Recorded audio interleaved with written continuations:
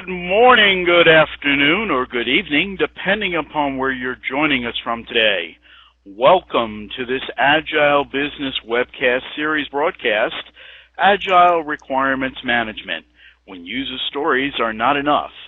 This webcast is brought to you by CMC Media and is sponsored by MKS.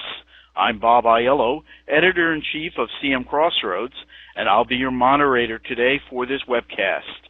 In a few moments, Colin Doyle will be joining us to discuss Agile Requirements Management. But first, a few housekeeping details. Our new livecast environment is intended to be completely interactive, and we've redesigned the way we deliver online events of all kinds. The first thing you'll notice is that the new event chat window is directly below this screen. This is where you'll submit your questions to the speaker as well as other attendees. We'll follow along during the presentation, and we'll address your questions during a Q&A session later in the program. In addition, you'll have the ability to make the chat box pop out so it doesn't get hidden behind the slides. You'll find a button to download a copy of today's presentation and other files under the Resources tab at the top right of the page. There are social media outlets located to the upper right of the video player. Please use Twitter and Facebook to share your thoughts on today's event. To the right of the page, you'll also notice a Twitter roll where all tweets about today's events are continuously displayed. And please remember to use the hash symbol AgileLC, that hashtag in your tweets, and this way we'll be able to carry those in our feed as well.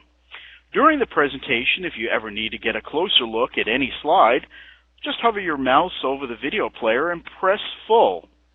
Well, let me introduce our speaker. Joining us today is Colin Doyle, Product Manager of MKS. Colin has over 25 years' experience in systems engineering and software development in fields as diverse as avionics, satellite communications, medical devices, precision laser systems, and enterprise content management.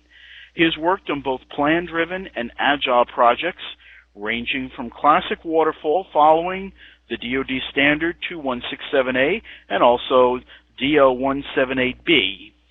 He's also all the way over to Scrum and Extreme Programming. Colin is a Customer Requirements Manager at MKS, where he manages the development of the MKS Integrity Platform for application lifecycle management, focusing on processes and practices. As part of this role, he is actively involved with Agile user groups in both Kitchener-Waterloo and Toronto. Colin is a Bachelor of Applied Science from the University of Toronto and an MBA from Wilfrid Laurier University. Welcome to the broadcast, Colin. Thanks, Bob. So, good day, folks. So as the title of my presentation says, sometimes user stories aren't enough. So I'm going to start off talking about the current Agile approach. So user stories are themselves not requirements. They're placeholders for conversations, as Ron Jeffries likes to say. So the user story is an enabler for determining what the requirements are. Or as Dean Leffingwell says, the user story is the holder that flows through the development process, representing the value that we're trying to deliver. So requirements, the actual requirements, are determined through a series of discussions between the stakeholders and the implementers. And ideally, those requirements, or at least the key aspects of those discussions, are recorded either on the user story card or in supplemental documents. That set of user stories is implemented in a product backlog, which is a prioritized list of items to work on. So typically, the majority of the items in the product backlog are user stories. In some organizations, it could be a mix of user stories as well as, say, defects that have been reported from the field, and possibly some other tasks that aren't directly related to a user story. But in general, if you're following the rules of Scrum, a product backlog is predominantly an ordered queue of user stories. And each item in that product backlog is relatively independent of the others. Again, ideally, they are totally independent of the others, but the reality of real-life software development is there are always dependencies between the items of work that have queued up to implement. This product backlog supports iterative and incremental development, which is one of the fundamental keystones of Agile practices. It allows people to be responsive to change. The Agile development teams work off the top of the backlog, which represents the highest priority, the highest business value items that need to be done. Between iterations, the product manager, the product owner, has the responsibility and the right to reorganize that backlog at any time. So items in that backlog can be reordered in terms of priority, items can be added, items can be removed. The items that are committed to the sprint come off the backlog and they are part of the sprint's backlog, which is separate from the product backlog. And as I say there, the teams pull the highest priority items from the backlog at the start of each iteration. As part of sprint planning, there's often some negotiation going on between the product owner and the development team because, again, getting back to that idea that they're relatively independent, there oftentimes are some dependencies, and oftentimes the development team has to identify those dependencies to the product owner so that, if they're to do number 1 at the top of the list, they need number 5 and number 7 on the list as well. So there are some negotiations that go on where the product owner and the team identify what are the sensible set of items that need to be at the top of the backlog in order to be committed into the sprint. Test cases and source code, by the traditional rules of Scrum and extreme programming, are the persistent representations of requirements. In fact, some Agile advocates recommend getting rid of the user stories once they're implemented, literally tearing them up and throwing them away. And the flip side of this is that when the Agile Manifesto was defined and the original definition of Scrum and extreme programming were defined, traceability and demonstration of compliance to well-defined practices and processes were not seen as necessary parts of delivering working software. And today even, for many development organizations, they aren't constraints that have to be dealt with. So the strengths of the user story approach, first and foremost, it encourages effective communication about requirements. Frequent face-to-face conversations are better than massive written documents for achieving consensus and common understanding. And this is well understood in the traditional requirements engineering community as well as the Agile community. So if you were to talk to people like Dean Leffingwell or Kurt Weigers, these people would agree with people like Mike Cohn and Ken Schwaber and Jeff Sutherland that face-to-face conversation is the very best way to elicit and develop a better understanding about requirements. As has been documented in a Forrester analyst report and a Similar Research Labs estimation seminar that was given in 2006, too much detail in the requirements documentation can increase costs without any benefit. In the Simula Labs case, they demonstrated that by taking a 5 to 7 page requirements document and adding another 20 pages of descriptive information, which did not actually change any requirements, typically resulted in cost estimates doubling in size. Just because more detail had been added, not because requirements had changed or grown in scope. Secondly, the user story approach allows for a better ability to adapt to change. The backlog provides a simple, explicit display of work priority. It's organized in a simple queue. It's relatively easy to reprioritize or update that list. There's less inertia than having to update a very heavyweight, large requirements document with lots of relationship dependencies and interactions between the various parts of the document. The user story approach also acknowledges that all requirements are not known up front, that requirements definition, requirements engineering is a discovery process. It's not a matter of just gathering up requirements that are lying on the ground waiting to be fully fully defined and captured up front. So yes, requirements often emerge or are clarified as a result of development activities. So oftentimes the stakeholders, the customers themselves, aren't really sure what it is they want at a detailed level, and the implementation team is not completely sure that they have the proper interpretation of what is currently documented as a requirement. And this clarification will come to both the stakeholders and the development team as development activities provide feedback about those requirements. Okay. And key to the Agile philosophy or the Agile approach is iterative and incremental development practices.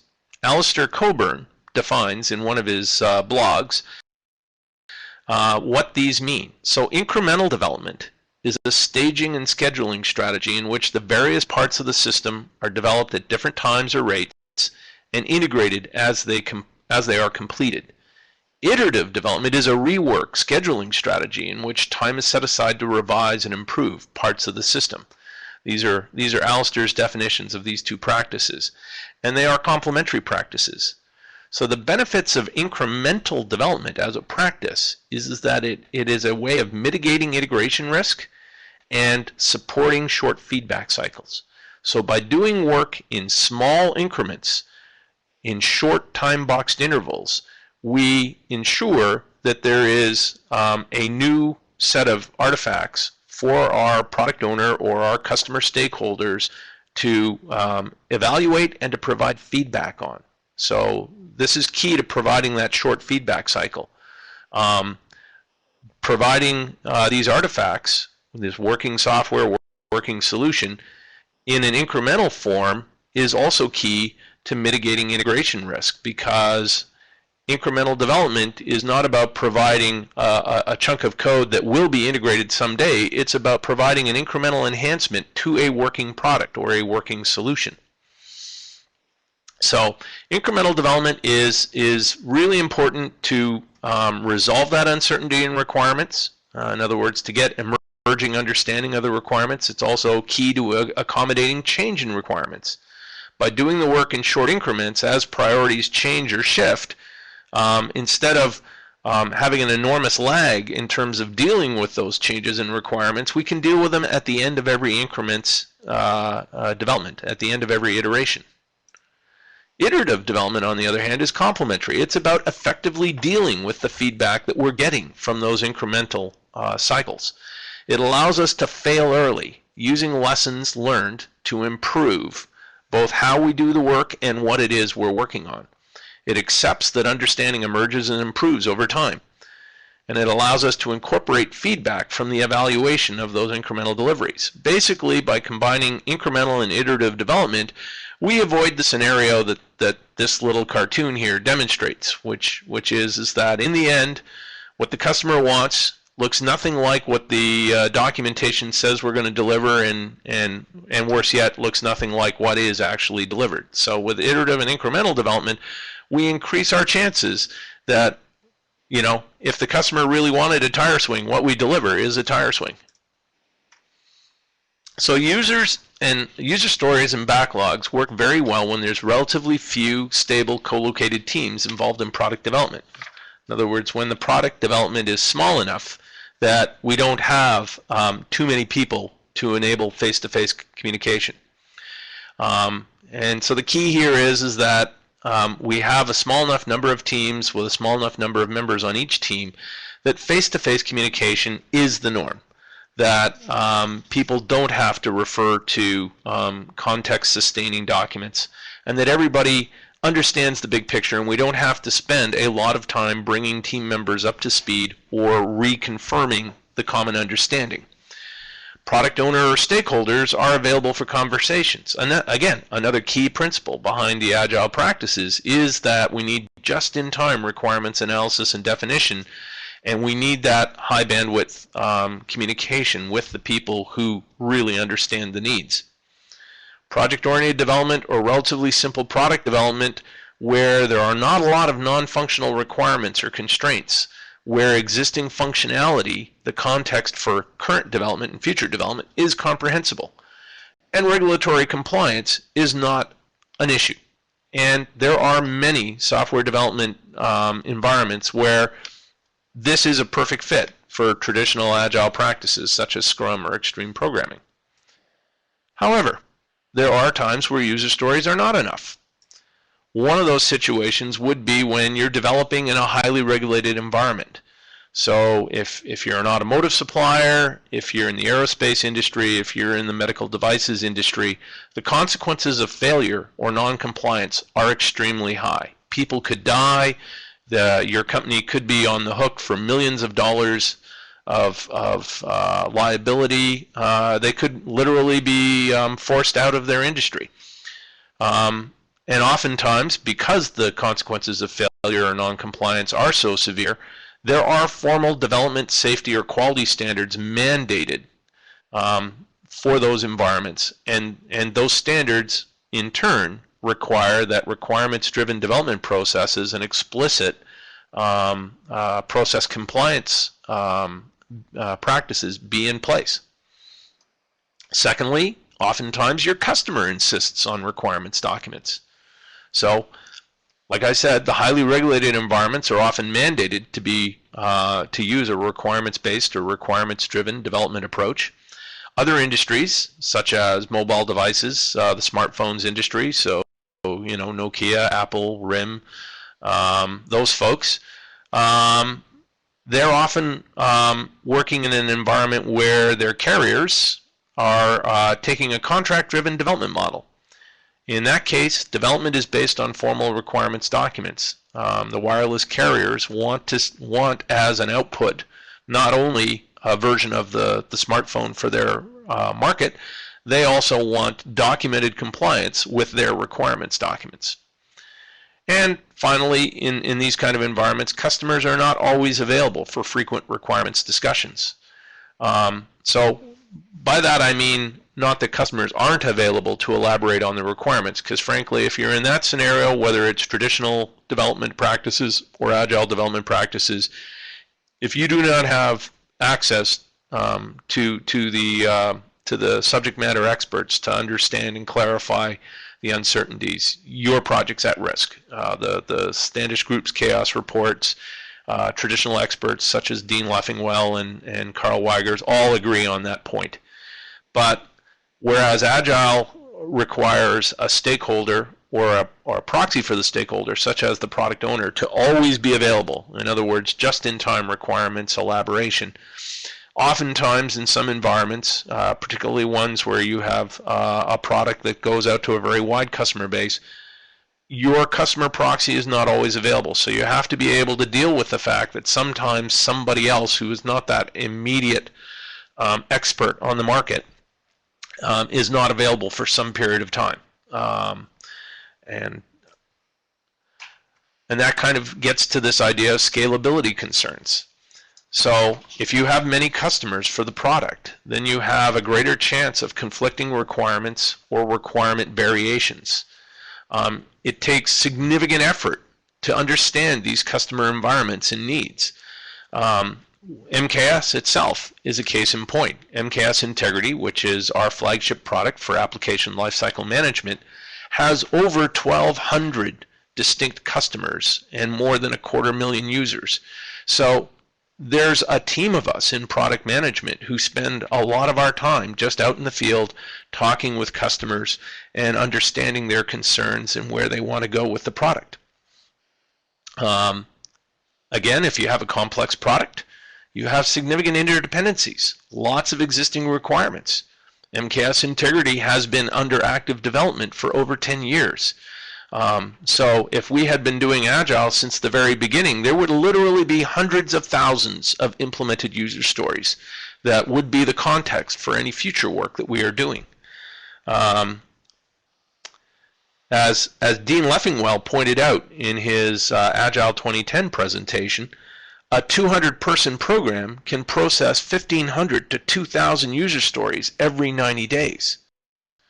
So if you have a complex product, you've got not only a lot of existing functionality that you need to work in that context, because presumably the user stories you have already implemented were of a higher priority than many of the user stories that you are planning to work on in the near future. And so therefore you can't just blindly invalidate that existing functionality. You've got to work within that existing functionality. You've got to be very careful about making any changes to that functionality. And finally, with a large development organization, scaling face-to-face conversations can be a problem. As Fred Brooks points out in his Mythical Man Month book, a classic for the industry, face-to-face conversations are an n-squared function as the organization grows. And frankly, at some point, you just can't handle hundreds or thousands of face-to-face conversations. In fact, Dean Leffingwell's rule of thumb is that when you have more than 100 people, traditional Agile practices and approaches in terms of communicating and disseminating information starts to break down. At the Agile 2008 conference, the BBC gave a very interesting case study where they had identified that in their own personal experience, they first implemented Scrum of Scrums as a scaling practice.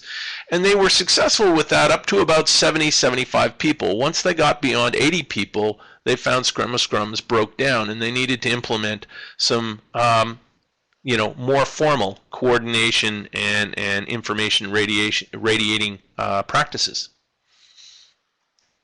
And obviously, as you scale into a larger organization for a variety of reasons, you probably end up with distributed development environments. It could be that you have a distributed organization because you go where the talent is. It could be you have a distributed organization because you've got a variety of markets around the world and you want to have some development resources that are dedicated to a local geographic or national market. It could be that you want to take advantage of follow-the-sun development. You want to have a truly 24/7 development organization that can deliver as quickly as possible. So there are all sorts of reasons why oftentimes you have a distributed development environment. It could be as simple as the building you're in just can't accommodate all the people in your organization. So maybe you're not widely distributed in a geographic sense, but you're still distributed because, if you have 1,500 or several thousand developers, as is the case for people like, say, Cisco or Research in Motion or Continental Automotive, physically you can't put them all face-to-face in one building. So what is the purest Agile response to scalability concerns? A bit facetious here, but frankly, the traditional response is one of ensure your product owner is omniscient, or don't build complex systems. Roman Pichler, who put out a book last year called Agile Project Management with Scrum, Creating Products That Customers Love. Overall, that is a great book. It identifies a lot of the challenges that a product owner has and a lot of the issues that you're going to run into with scaling Agile project management. The one point that I have an issue with in that book is that Roman is really an advocate about ignoring these scalability issues and forcing your product owner to be dedicated to the team. Now, as has been pointed out by a number of other people, Dean Leffingwell in his book Agile Software Requirements, Lean Requirements Practices for Teams, Programs, and the Enterprise, which came out late last year. Derek Morrison, who's a lean product manager. Rich Mironov, who works for Ethniosys, who gave a presentation in 2009 at the PMEC conference about Agile Product Manager, Product Owner Dilemma. All of these people have identified that that is not a realistic option. That if you are working in a complex, scaled environment with a big product, with lots of customers, the reality is that you need product managers who are primarily outward facing, whose job it is to understand the markets and the customer environments. You also need product owners who are primarily inward facing and are the source of answers and who can have those discussions with the development teams. And one person is not going to be able to do that all. And even if your product is small enough and your customer base is small enough that one person could handle both the product management outward-facing role and the product owner inward-facing role, most product owners can't remember everything. I myself am a product manager within MKS and a product owner for one of our Agile teams. And let's face it, our product is so big and so complex that I can't off the top of my head tell you any little infinitesimal detail about how something was done or why something is done. I can do that for a lot of things, but I can't do it for everything. Sometimes I have to go and consult the documentation to refresh my memory. So what are the benefits of traditional requirements engineering blended with Agile practices? Well, first and foremost is dependency management. User stories are focused on effective implementation of iterative and incremental development. So according to Bill Wake's INVEST criteria, right, the I in INVEST stands for independent. So a good user story is first and foremost independent of the other user stories. If you've done your job well in terms of defining and breaking down the user stories and queuing them up in the product backlog, they are as independent as you can make them. So that from a work management point of view, you have the utmost flexibility in terms of prioritizing that product backlog and allowing one or more Agile teams to pull the highest priority items off the queue and commit to them in their next iteration without having to worry about coordinating their work with other teams or having to do parts of other stories that are farther down in the queue. Alistair Coburn compares user stories to the overall size and shape of the product using an elephant carpaccio metaphor, and this is documented in his Elephant Carpaccio blog.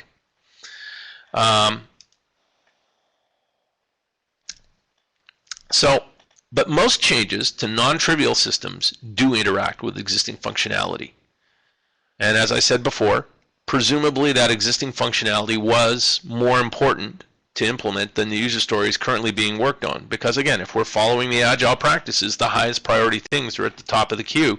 The ones that we're working on now were of lower priority than the ones that we implemented in prior sprints. Now, requirements and priorities do change, so some of that functionality may no longer be as important. And again, there's an aspect that the product owner, the product manager has to deal with. Sometimes we need to deprecate functionality. So that again adds to the complexity of, well, what's the stuff that I need to maintain and what's the stuff that I'm allowed to change or to get rid of?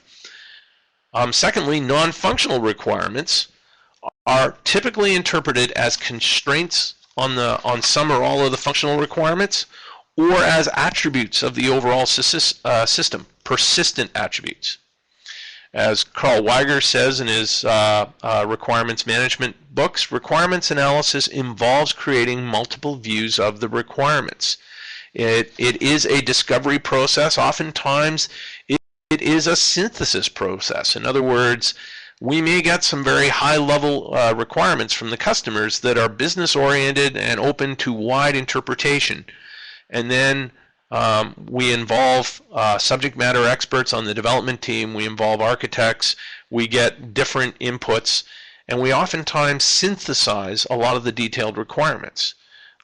It's unreasonable to expect that some general in the U.S. Air Force is going to tell us the monotonic rate limiting characteristics of some flight control software.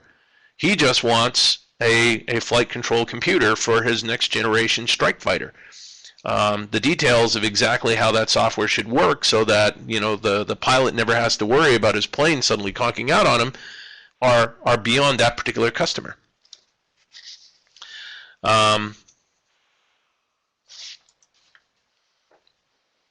So requirements analysis is also another key aspect of all of this. So as the Standish Group's chaos reports have consistently identified, good requirements are the primary factor for software project success. And user stories are a great mechanism for eliciting or elaborating on the details of what those requirements are. But user stories are not going to help us handle all of the, let's say, levels of granularity that are needed. Because frankly, oftentimes in a complex product development environment, we are dealing with very high-level customer requirements. So we need to be able to work at those levels. We need to be able to implement, we need to be able to establish the requirement quality attributes that IEEE 830 identifies, which is that these requirements are correct, that they're complete enough, that they're unambiguous, they're consistent, they're ranked, they're verifiable, they're modifiable, they're traceable. As I said before, Carl Weigers identifies it's a discovery and invention process. It's not just a collection process. As Carl likes to say, they're not just lying around on the ground waiting for us to pick them up. Requirements engineer's job is to construct a good map from differing stakeholders' viewpoints. And you know, as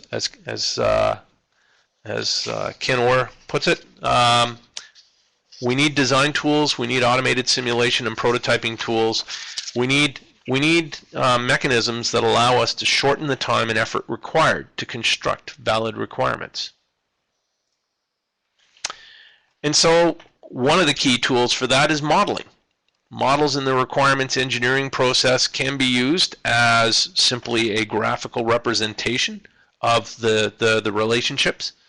They can also be used to simulate, to verify and validate those requirements, so allow us to actually see how well those requirements hang together, to see whether they're ambiguous, whether they conflict, whether there are gaps. And finally, for some organizations, they actually use the model as the primary means of generating the working software. Traditional requirements engineering is also good about establishing context, and context is important. As Mike Cohen states in his book about user stories applied, software requirements is a communication problem. Having the right context, the big picture, is key to ensuring proper scope and determination of constraints. Non-functional requirements can be defined as constraints or acceptance criteria for a user story, but without appropriate analysis, how do you map non-functional requirements to those user stories, right? Some non-functional requirements will apply to every user story, but others will apply just to a specific subset. The other thing is that non-functional requirements are not easily mapped into a user story because, again, if you follow that traditional practice of once the user story is implemented, I can tear it up and throw it away, well, a non-functional requirement is never completely implemented if it applies as an ongoing constraint or an ongoing attribute of the product. Future user stories need to deal with that non-functional requirement. And yes, we could define some non-functional requirements as an acceptance test criteria within the more functional user stories. But again, what nice mechanism do I have to continually apply those non-functional requirements to new user stories in the product backlog as acceptance criteria? Requirements documentation can greatly assist with personnel turnover, growing complexity of the application, and rapid change.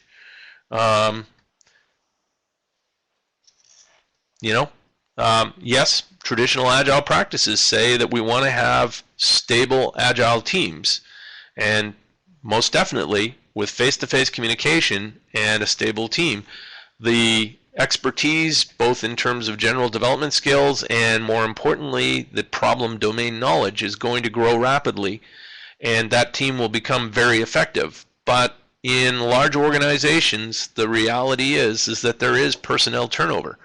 And at some point, as people mature, they're going to want to move on and do something else in their career.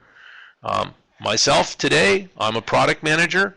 25 years ago, I was a junior systems engineer and software developer. I'm not doing what I was doing 25 years ago. So we have to take that reality into account, which means that we need to have abilities of bringing new people up to speed quickly. And providing an initial context is where documentation shines. It can be more efficient than a face-to-face conversation. Providing the details of the current environment is something you want to do in a face-to-face manner. But providing the entire history of how we got there and the base big picture view can be very inefficient if we have to do it entirely in a face-to-face manner. So complex products require different levels of abstraction. And this has been identified by a number of people. Dean Liffenwell, in his book, Agile Software Requirements, identifies at least 3 levels of abstraction. The portfolio level, the program level, and the team level. User stories and the product backlog are the artifacts that we use to manage work at the team level. As we move up in terms of a higher level, we can't just use those user stories and the product backlog. As Miller identified back in the 60s, the average person can keep 7 or so objects in working memory at any time. Getting back to Liffenwell's comment about what a large development organization can do, if the only artifact I have to manage requirements is a user story, then as a product owner who's trying to do release planning, I've got to keep 2,000 objects in my head. I don't know about other product managers or product owners, but that's beyond my capabilities. So product owners need documentation to provide prompting context for conversations, particularly if a product owner is supporting more than one team. Again, not the recommended practice of Scrum or other Agile frameworks, but oftentimes the reality that a product owner is shared across multiple teams, because it's very hard to distribute that knowledge of the market, the customer needs, across a team of product owners. So in that case, oftentimes, as they're switching between teams or as they're switching between stories, they need some documentation to prompt them about the details of what they need to discuss. As Carl Wagers points out, alternative views such as context diagrams, such as UML notations, help define context and scope. And as Mike Cohn states, some things just aren't user stories. If it makes sense to express some requirements in a form other than user stories, then do so. Mike in particular is a big advocate of being pragmatic, not dogmatic. And I think most of the Agile thought leaders, most of the folks who signed the original Agile manifesto, fall into that camp, right? The principles and the practices that they espouse have fundamentally come out of very pragmatic analysis of the needs of software development. Why are we doing this if it doesn't add value? Conversely, if the format we're using is not the best, if a user story isn't the best way to represent some requirements, then as Mike says, use some other form. Use the best form to represent those requirements. It's not mandatory that everything has to be squeezed into a user story. So this leads us to blending Agile and traditional requirements engineering practices. Different views for different purposes. We need to have multiple levels of abstraction. So as has been pointed out in a number of places, Leffingwell, Wagers, Jeff Sutherland, when you scale up into a large complex organization, large complex products, many customers, you need to be able to work at different levels of abstraction. So at the enterprise product portfolio management level, you need to be able to make long-term investment decisions based on strategic objectives. So we're not talking epics or user stories. We're talking something much higher level, which is probably on the time frame of a year or two, maybe more. At the program level, we're talking about release planning and roadmap planning, where our granularity is looking at, say, a couple of months at a time over a maybe 6 month to 1 year horizon. And then we get down to the team level, where we're looking at what is the work we need to do in the next iteration or two. That's where we need that user story granularity. And we need to be able to tie all of these together.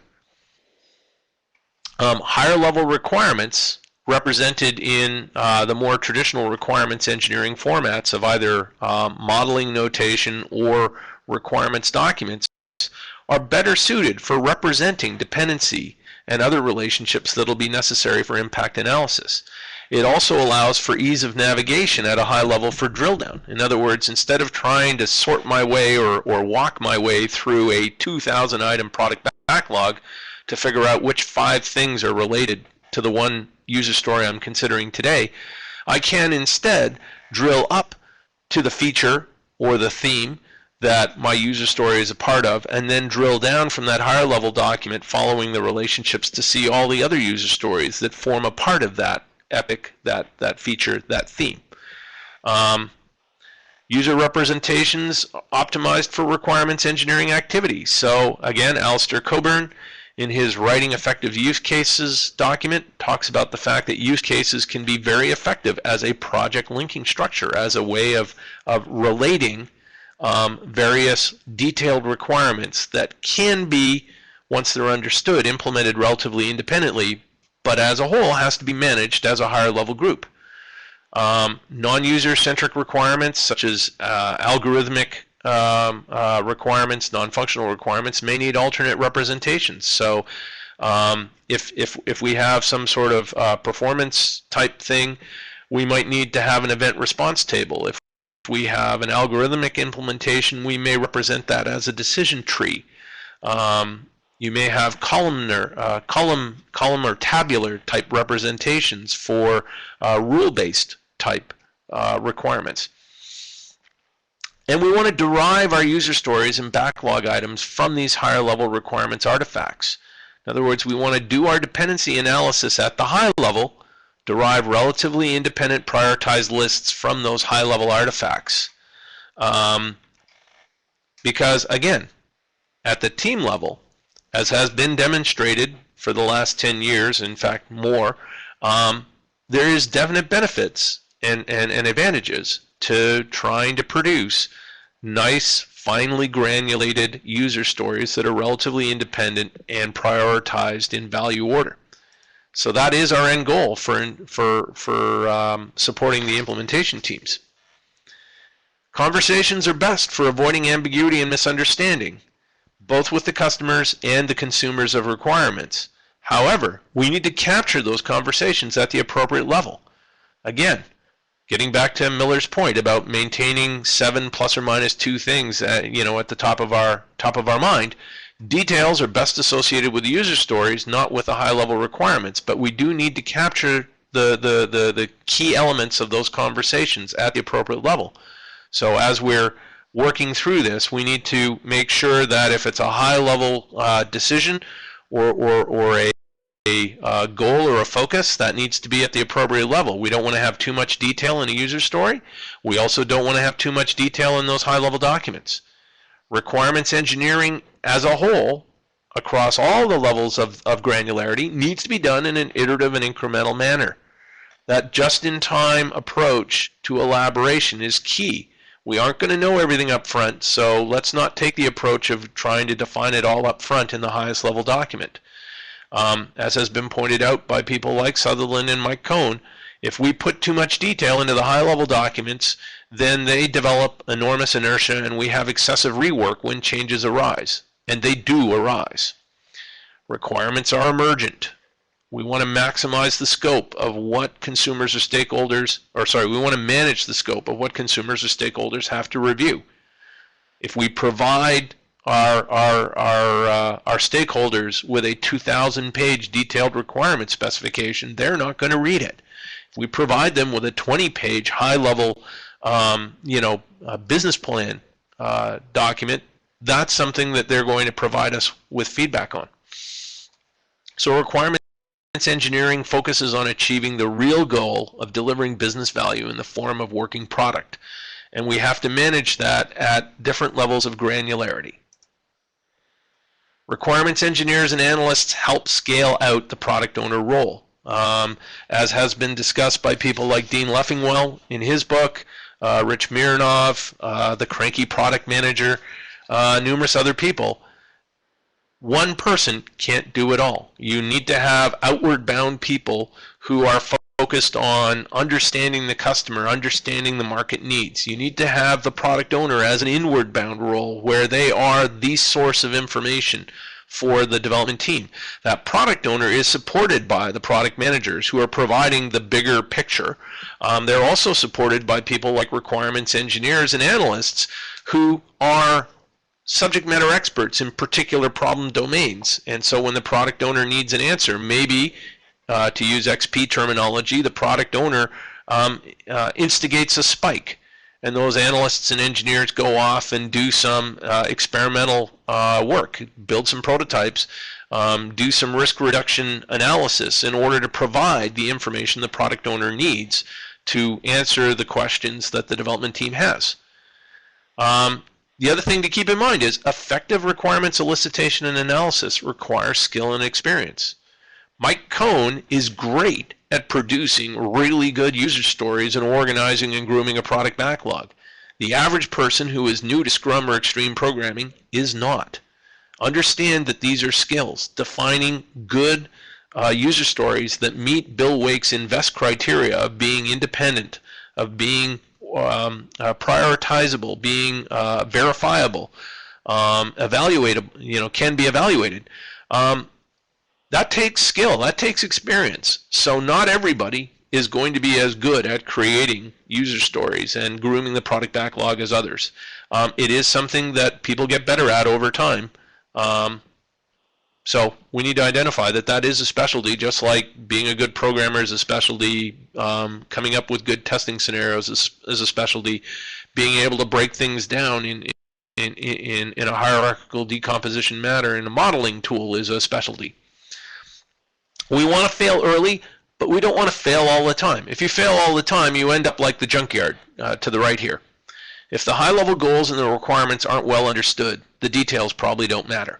So we need to get those high-level documents and the relationships between the elements of those high-level requirements well understood, because they're going to drive the details later on. Compliance documentation and traceability, if required, such as in a highly regulated development environment, should be automated as much as possible with tooling. I mean, when you have multiple levels of hierarchy where one level is driving the next level, relationship management can become a major effort if it has to be done manually. This is where tooling becomes very important. That leads us to tooling recommendations. So, multiple representations, different levels of abstraction requires very strong support for relationship management. You want the creation and updating of those relationships to be as automated as possible. You want the generation of documentation for compliance purposes, for review purposes, to be as automated as possible. You also want your tooling to ensure that all the views and the representations of requirements are maintained in a consistent state. So in other words, I want change and configuration management not just for my source code, I want it for all the artifacts. I need those high-level requirements documents to be under change control and to be properly managed. Again, if I need to show compliance in terms of requirements traceability, I can't throw away my user stories. I need those to be recorded. I need them to be under configuration management so that historically I can show that when I implemented these things, they satisfied the requirements of the time. That's also important if people need context for new work. In other words, if I'm working on a user story that elaborates a user story I implemented 6 months ago, chances are I don't remember the details of that user story anymore. And oftentimes it's more effective in terms of getting those reminders, getting that context back, to go back and look at the user story notes rather than to try and read and parse out of the source code and the test cases what that user story did. Because let's face it, the source code represents a whole bunch of user stories. The test cases verify and validate a whole bunch of user stories. So if the only persistent artifacts I had were source code and test cases, one of my big challenges would be which pieces of source code and which test cases do I look at to figure out what the context of that old user story was. So it's very important to hold on to these things when you're dealing with complex software development. Document generation, automated as much as possible. Environments with strong regulatory compliance should use tooling to automate the definition of practices and processes and demonstrate that compliance. Mary Poppendieck, in one of her blogs, identifies that a medical device organization which had implemented extreme programming practices failed one of their internal FDA audits. So they have as part of the regulatory compliance environment inside the company a team of people who go around evaluating development teams' compliance to the FDA standards, since obviously they don't want to have the real FDA come in, the CDRH folks who do compliance evaluation come in and say, nope, sorry, you got to stop shipping that thing because it's out of compliance. So they failed their internal FDA audit, but the auditor's notes were that extreme programming practices were more than rigorous enough to meet the FDA requirements. They were very good, in fact, better than many other teams who were following a more traditional waterfall model. Where they failed is they had not explicitly documented these practices, and they had no explicit evidence of compliance with those practices. And that well-documented definition of the practices and explicit documentation or demonstration of compliance to those practices are very key requirements in regulated environments. So you need to have that automated as much as possible. The last thing you want to be doing is having members of your Agile development team doing very low-value activities by manually documenting their practices and manually documenting that they're actually following them. So the tool should support multiple representations of requirements at different levels of abstraction. So you want to have a tool that can support graphical models, individual requirements, and sets of requirements, what traditional requirement engineers would call requirements documents. You need very strong relationship support. You need named relationships. You also need set-based or query-based relationships where basically a query definition or a rule identifies what is related to my artifact rather than having to explicitly link my artifact to all the other artifacts. You want visibility and consistency of requirements views that where the tool manages all those different representations. So in other words, if I change something in an individual user story, I want the tool to flag that these other representations that are related to it probably need to be updated as well. We want consistent change management across all those artifacts. And finally, we want flexible reporting. We want to be able to automate our document generation and our status updates for senior management and stakeholders so that, again, the Agile team is focused on delivering value in terms of implementing working software or working product.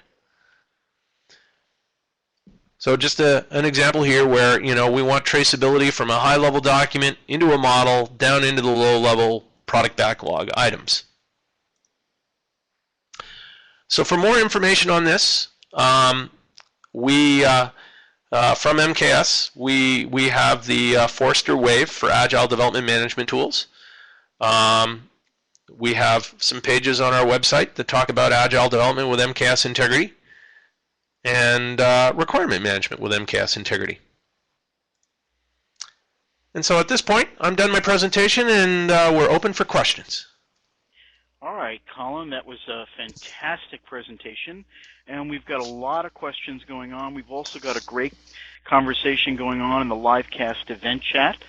And I'd like to start with the first question, which is, do you feel this Agile approach works well in starting new system development projects as it does in adding requirements to an existing system? So do you see any difference there between working with a new project versus working with an existing system? What do you think, Colin?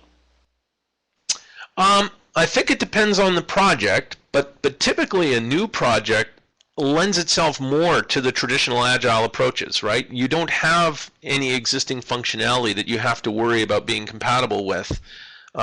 So you have less context to start with. So you can probably, in those environments, start with just user stories and a product backlog. Or if you understand that you're going to go into this project is going to become big and complex, you can start with very, very lightweight higher level documents. So your high level requirements document that's mapping relationships is basically an almost empty shell. And the idea is that as you elaborate, as you do your sprints, as you achieve multiple releases, that'll flesh out iteratively, just like your user stories are implemented iteratively, so that high-level document that's managing the dependencies and the relationships is going to grow over time. But to start with, you probably aren't going to do much in terms of building that hierarchy. Very much the just-in-time approach. do just enough to allow people to manage at the appropriate level of abstraction. So, Colin, the next question we've got could probably be its own webinar. How do you see testing factoring into the Agile method? This user says, we seem to struggle with getting stuff done and tested within a 2-week sprint. Yes. This is a big challenge for many organizations. It's one that we ourselves at MKS are still dealing with.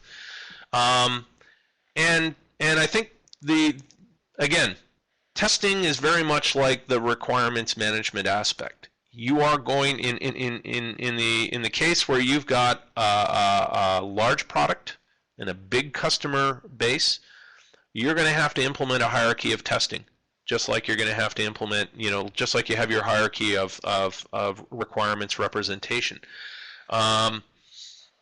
So, for instance, and you're going to do continuous ongoing investment in test automation.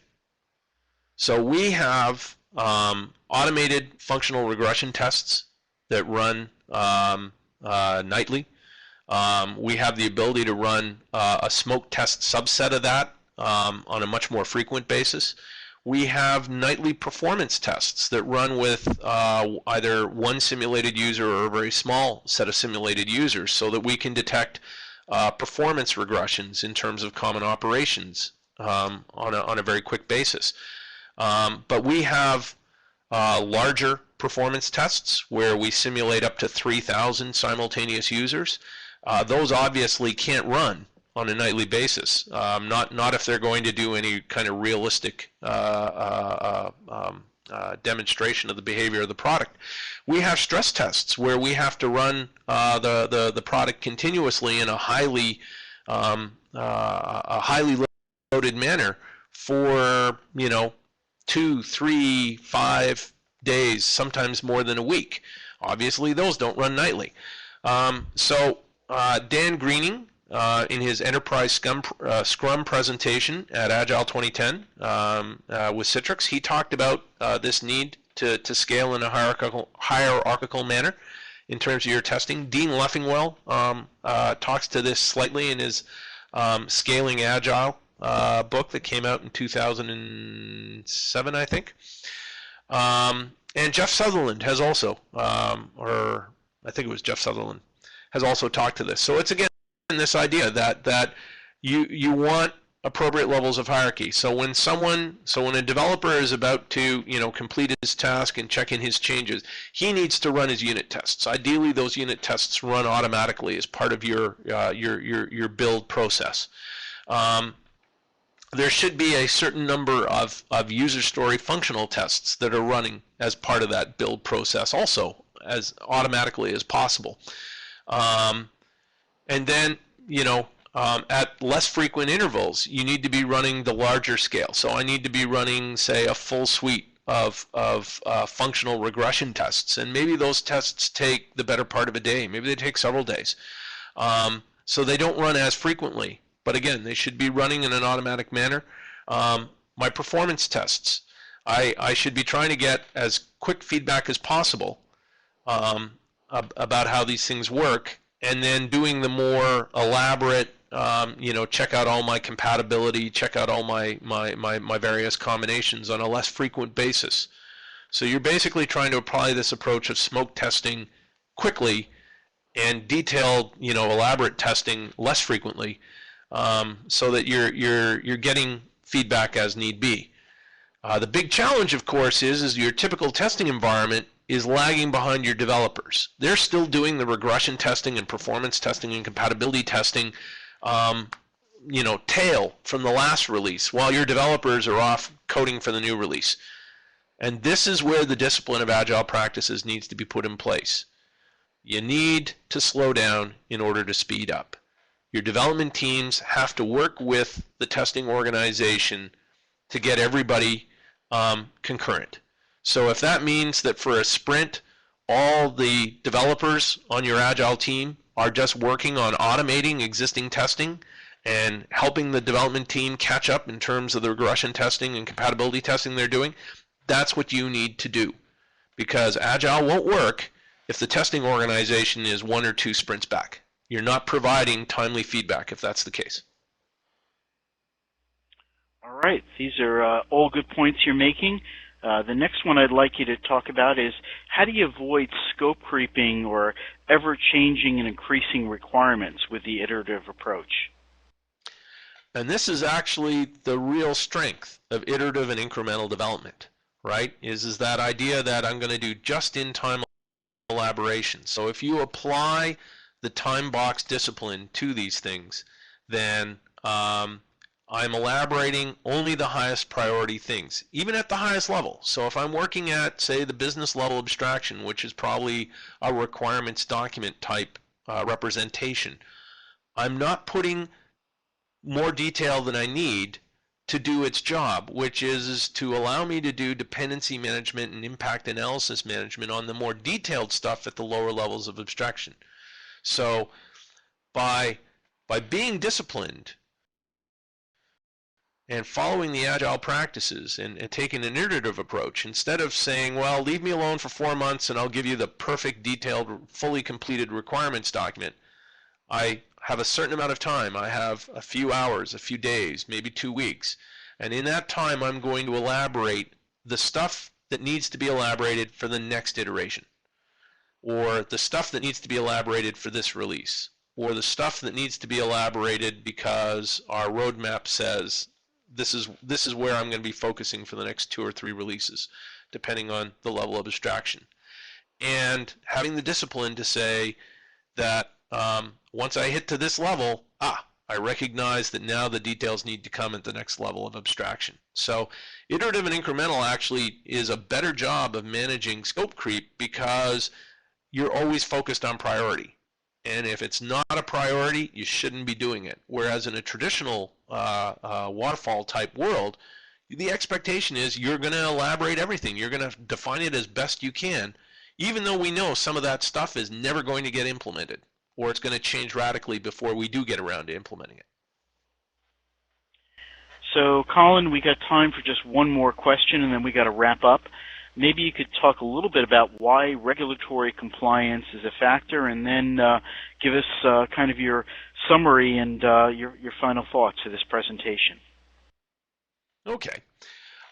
Well, regulatory compliance is a factor because it imposes constraints on the artifacts that you have to deliver as part of that working product, and it also imposes constraints on how you do your activities. So in the traditional purist Agile philosophy, the focus was on working software.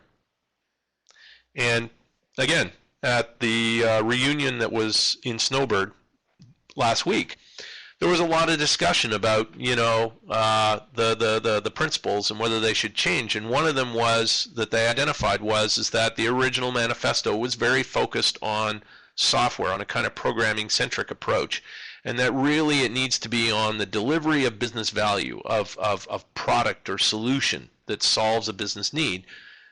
And yes, working software is a key part of that, but it's not the only part.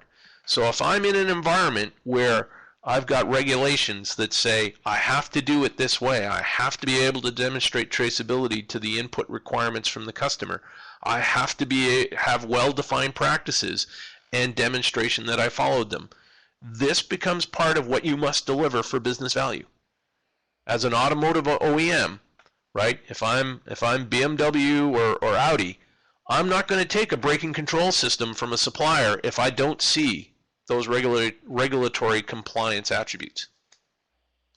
So overall, what I hope I've delivered here today is a demonstration that Agile practices, in particular the Agile philosophy, provides a lot of value, whether you're working on a small project or an enormous project.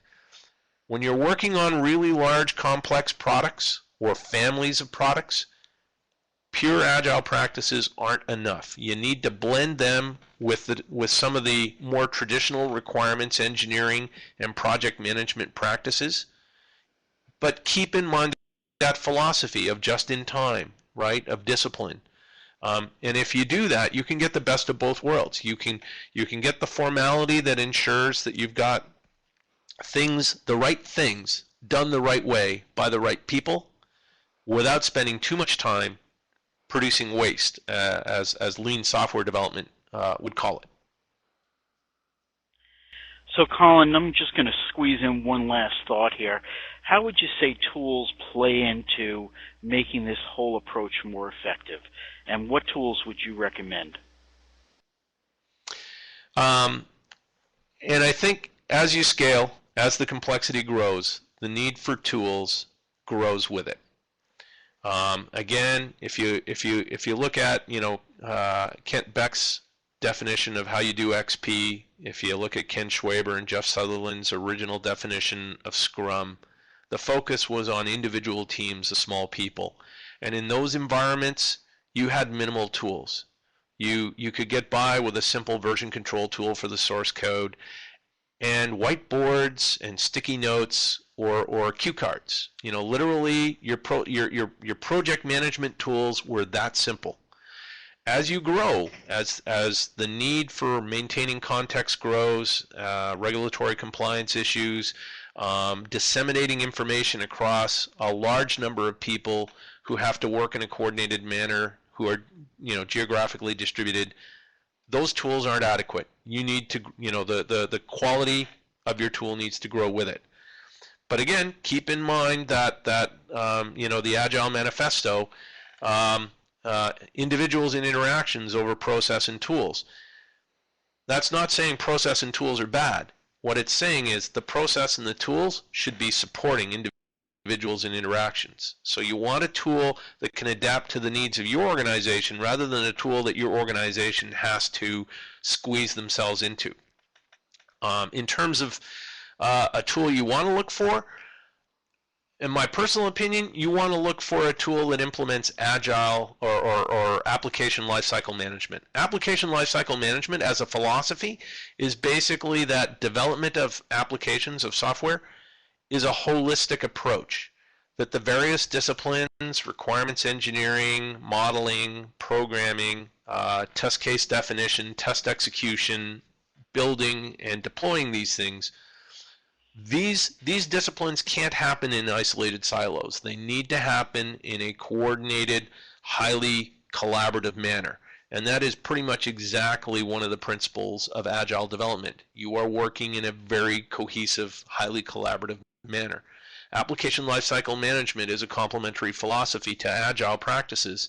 So you want an application lifecycle management tool to do that, where all of your artifacts can be managed in that tool, where you don't have to do a lot of context switches between different point tools, where that tool is flexible enough to allow different disciplines to work with the data in, say, different representations. So as an analyst, I might want to work with a requirements document.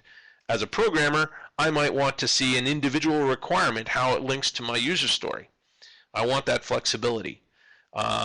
I'm biased as the product manager for MKS. I happen to think that MKS Integrity is the best application lifecycle management tool on the market. All right, Colin, that's a great way to sum this presentation up, a great presentation. I hope everyone will come over to the Agile Journal for more discussions online, as well as CM Crossroads, where we have forums that talk about your great product line. And we've been talking with Colin Doyle, who's the product manager for MKS. For CMC Media, I'm Bob Aiello.